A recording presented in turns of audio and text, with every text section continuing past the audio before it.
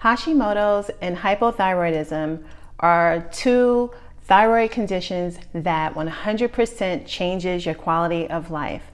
I know this from my own experience because I have Hashimoto's. And one of the things that helped me along in my journey was being able to have an open and honest conversation with the people around me and letting them know what it was I was actually experiencing, and not really just leaving the conversation with, my thyroid is acting up.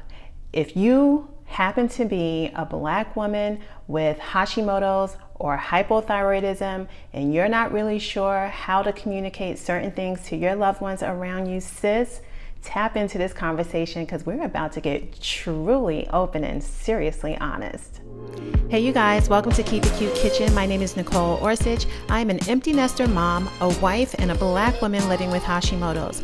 I know firsthand what it's like to lose my hair due to an untreated thyroid condition, and I'm sharing my journey with Hashimoto's with other Black women living with autoimmunity so you won't make the same mistakes. I'm sharing with you 5 ways that we can help the people around us better understand our journey with Hashimoto's or hypothyroidism, or maybe even hyperthyroidism. So let's just get into number one. Number one, we have to let the people around us know what our symptoms are.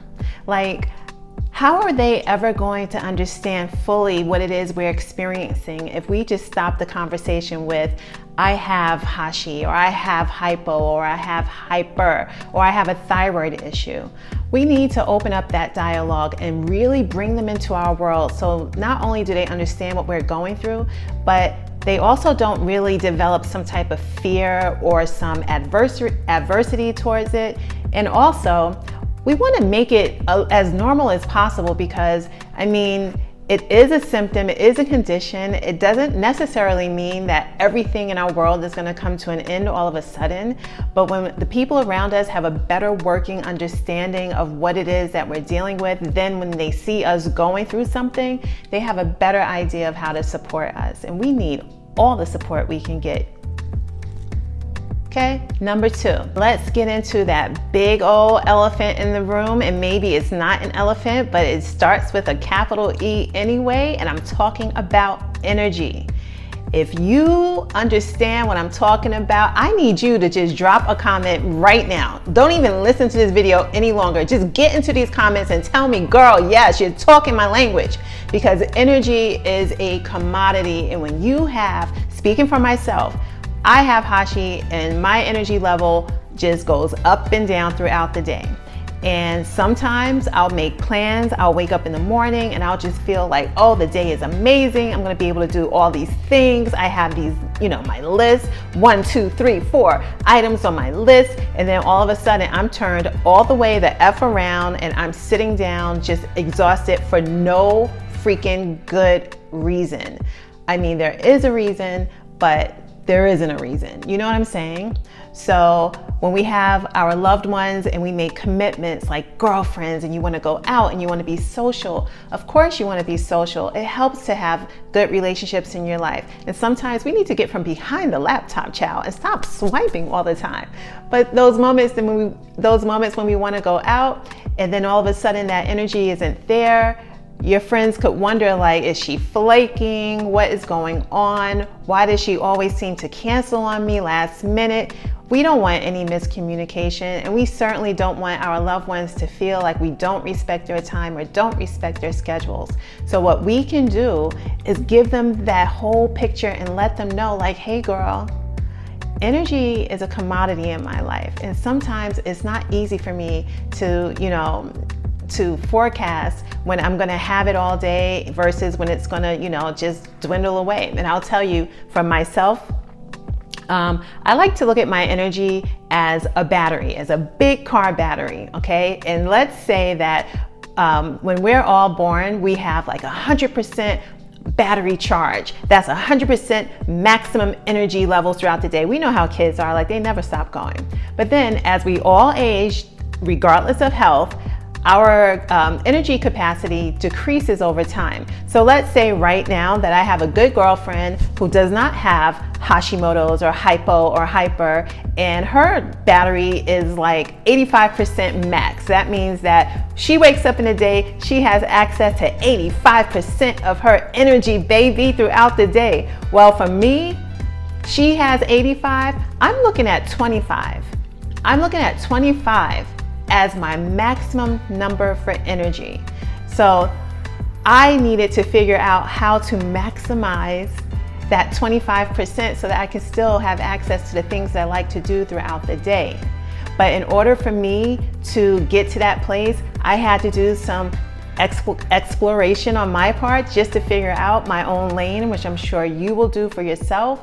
But once I did find my energy lane, my energy max, and understood how all of that worked, it made it so much easier for me to be able to tell people, girl, I don't think I'm gonna have that energy tomorrow, or girl, I'm gonna leave early, or I can't stay out late, or maybe I can meet you for afternoon lunch, but I can't, you know what I'm saying? Like, it just makes it so much easier, and our friends will love us for it because they're in on the journey with us, and it's nothing better than that. You know what I mean? So, and this brings me to the third way that we can help our loved ones understand our journey with Hashimoto's or hypothyroidism or hyperthyroidism. Be very honest and let them know that sometimes this journey can feel very, very isolating.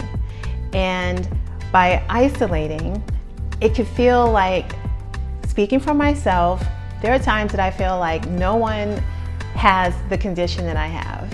I look online, I look on social media, I read posts, I do watch programs, I watch television, and it can just appear that everyone is just vibrant and well and just doing their things and just eating and drinking and having all this fun. And here I am going through whatever I'm going through on any given day and just kind of finding myself feeling like, wow, I'm out on an island by myself. And I have a husband who has really great health, and even living with someone who has, a really vibrant level of health in contrast to the health that I'm experiencing, that can even make me feel like I need to pull away from him. So when we talk to our loved ones and we talk to our friends, I think it's important to also share this part of the journey too, because sometimes in that isolation, I'm not picking up the phone. I'm not returning a text. I'm not commenting on your post, and I'm barely swiping, because sometimes that isolation can become depression or depressing feelings or depressive thoughts and all of the above.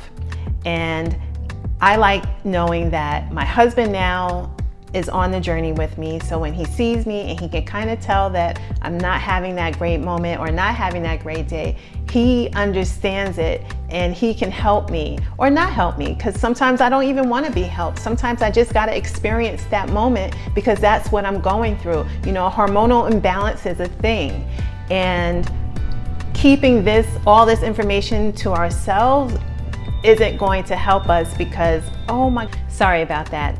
Sorry. But keeping all this information to ourselves can actually cause more harm than good, because stress is also something that we need to manage. So when we're not feeling well, we need to express that, and we can express that in any way. We can write in journals, we can talk to a friend. Talking to a friend. So let your people around you know that sometimes you're not going to always feel like engaging, and you don't have to tell everyone in your circle, but your husband, your significant other, your wife, your best friend, your daughter, your son. It's just nice to have the people around you just like we see each other. And that brings me to my next point, number 4. One of the things that we can definitely help our loved ones understand our journey a little bit more is to let them know that we will probably have to eat a little differently, and that we are not passing on your amazing pasta bolognese, auntie. Having Hashimoto's, having hypothyroidism, I will speak for these two. I'm not 100% sure about hyperthyroidism, but I cannot imagine that avoiding eating processed foods is not going to only benefit your body. But speaking for myself, I now have a very different set of, culinary guidelines that I follow, and I need to let my friends know because I love to hang out with my friends. I like to go out to eat, but I'm not able to order the same way that I used to, and I'm certainly not able to eat at, every restaurant that I normally would have eaten at another time in my foodie life. So open it up. Let the girls know, hey girl, we can go out for brunch, but let's try this place. Or maybe you can make suggestions. Maybe you can, I love to pre-research restaurants, and I'm looking at menus and making sure that there are things on the menu that I can have, that I can eat. And this is not about being a picky eater. This isn't about anything else other than, for me, protecting my inner body, because I am not into laying up and laying out for 3 days because I just had, gluten, and for what? You know what I'm saying? Like, why would I even do that to myself? It hurts.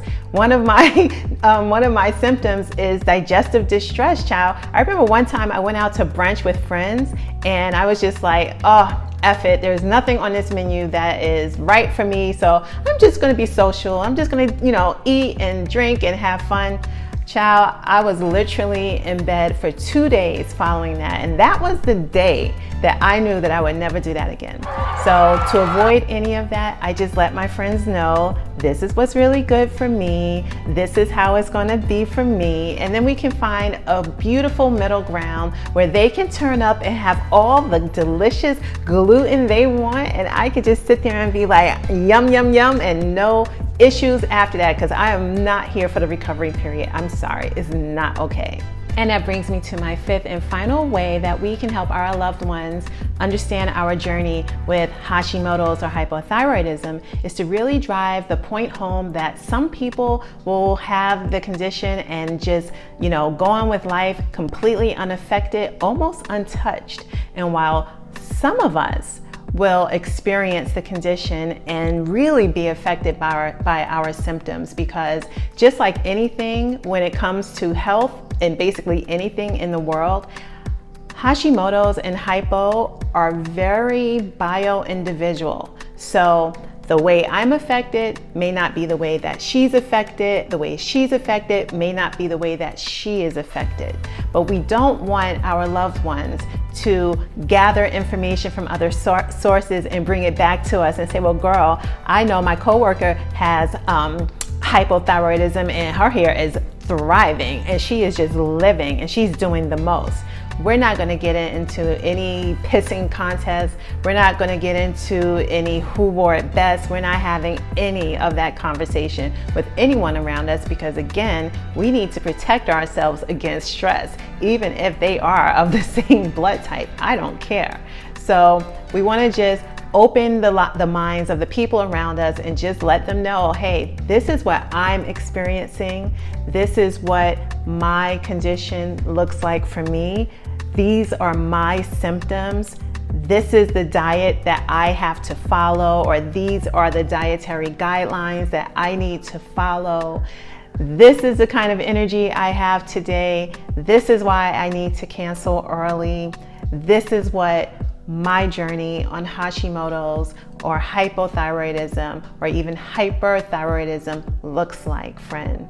And I really hope that this video has been helpful to you.